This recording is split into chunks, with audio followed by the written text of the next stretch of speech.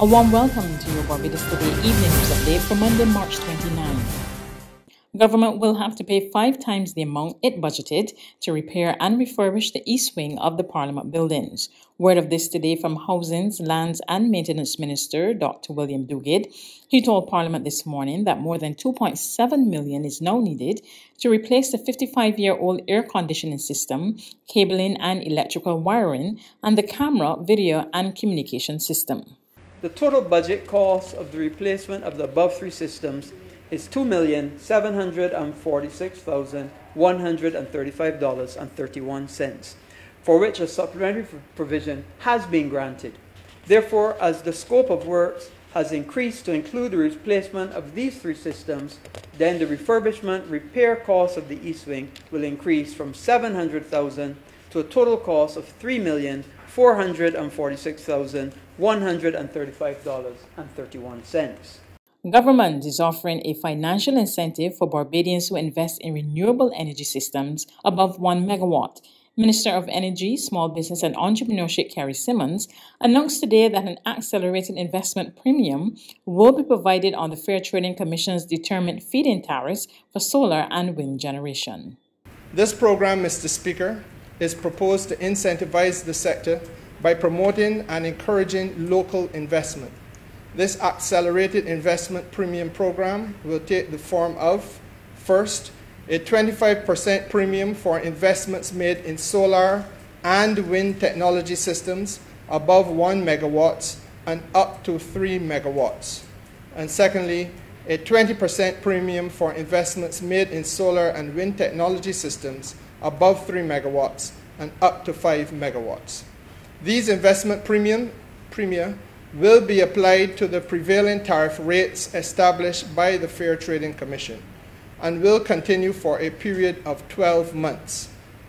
In an effort, sir, not to disadvantage participants and applicants who have already applied but are still awaiting licenses, these premia will be made retroactive to cover the period from October 1st, 2020 and will continue for the period of 12 months from today as previously indicated, or until the new limit of 75 megawatts has been utilized, whichever comes first.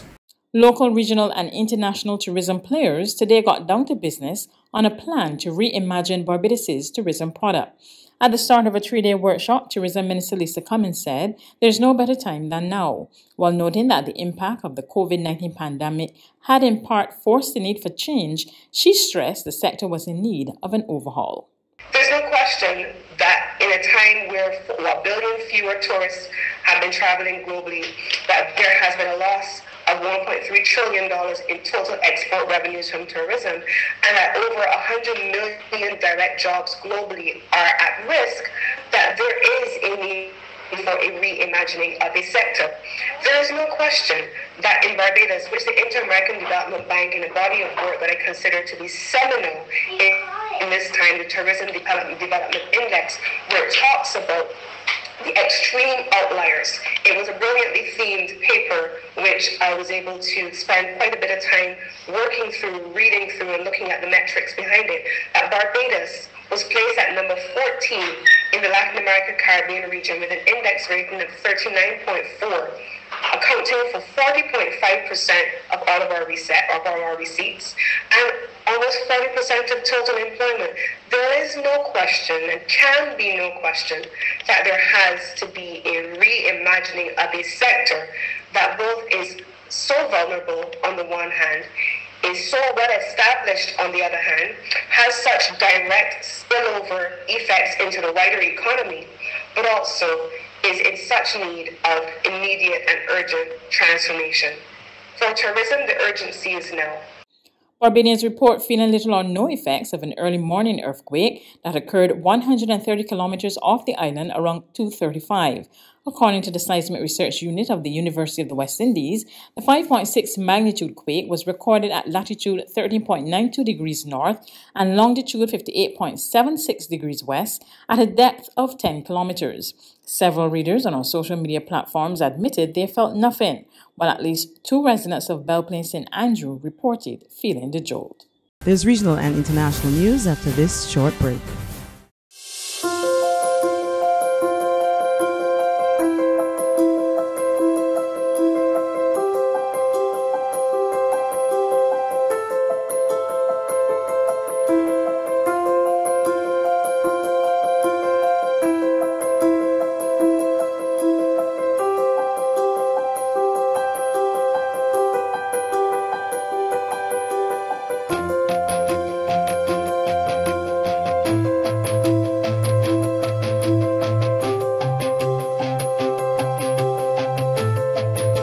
Barbados Today, news you can trust. To regional news in Jamaica, a cry for stiffer penalties for criminals who viciously attack women and girls. It comes following the brutal murder of Kanice Jackson, whose body was found 2 days after she was reported missing last Wednesday. Rage across the island following the gruesome discovery of the body of Kanice Jackson on Friday. It's believed the 20-year-old accounting clerk was raped and then strangled. It led to renewed cries for an end to violence against women. But for Executive Director of Eve for Life, Joy Crawford, more is needed. Ms. Crawford says one such measure which could assist is the Sexual Harassment Act. She believes that more effort must be placed on passing that legislation into law. Our laws are weak. I think at one point we had a conversation that if the rapists or the murderers were found to have acted, for example, using gender inequality as one of their motives, or if it involved children and girls, then the sentences would have been more. But then we moved to a situation of plea bargaining. Now, plea bargaining was instituted in 2017 as a means to reduce the court's time in hearing a case and also reducing the sentence of the perpetrator of the act. We do have so much unfair legislation that put women at a burden. We also have all of these sentences that are really, a slap on the wrist. So justice is objective or subjective to too many other things, apart from the crimes being clear and the sentences being maximum. We don't do maximum sentence in Jamaica.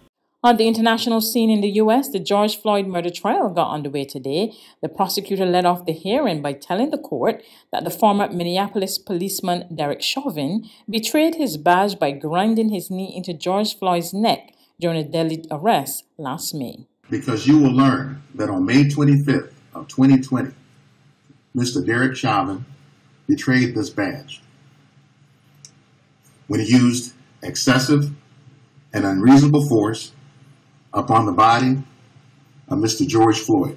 Opening statements in the highly anticipated murder trial of Derek Chauvin, the ex-Minneapolis police officer accused of killing George Floyd last May, began Monday with the prosecution laying out what it alleges Chauvin, who is white, did for over 9 minutes as Floyd, a black man, lay on the ground, handcuffed. That he put his knees upon his neck and his back, grinding and crushing him until the very breath, no, ladies and gentlemen, until the very life was squeezed out of him. Jerry Blackwell, a prosecutor with the Minnesota Attorney General's office, also played the widely seen cell phone video taken by a bystander in which Floyd can be heard saying multiple times the phrase that has come to symbolize the Black Lives Matter movement. I can't breathe. Chauvin, wearing a gray suit and, like others in the courtroom, a face mask, took pages of notes on a legal pad as the dying moans of Floyd and the yelling of horrified bystanders filled the courtroom. Chauvin's lead defense attorney, Eric Nelson, said in his opening statement that the former officer followed his police training. The use of force is not attractive, but it is a necessary component of policing. Chauvin and 3 other officers were arresting Floyd on suspicion of passing a fake $20 bill at a grocery store nearby. Nelson also used his opening statement to highlight Floyd's drug use and underlying health problems. The evidence will show that Mr. Floyd died of a cardiac arrhythmia that occurred as a result of hypertension, his coronary disease, the ingestion of methamphetamine and fentanyl, and the adrenaline flowing through his body. The courtroom in a tower in downtown Minneapolis was ringed Monday with concrete barriers, barbed wire, and soldiers from the state's National Guard. Nearby businesses were closed and windows boarded up due to fears of arson and other property damage that occurred after Floyd's death. That's news, but for the very latest, visit our website at www.barbadostoday.bb. You can also subscribe to our e-paper, email updates, or like us on Facebook, and sign up for our breaking news alerts via WhatsApp. We're also on Izumi Media and bus terminals, as well as Screenplay at supermarkets and gas stations near you. You can also hear us on Mix 96.9 FM and Capital Media HD 99.3 FM.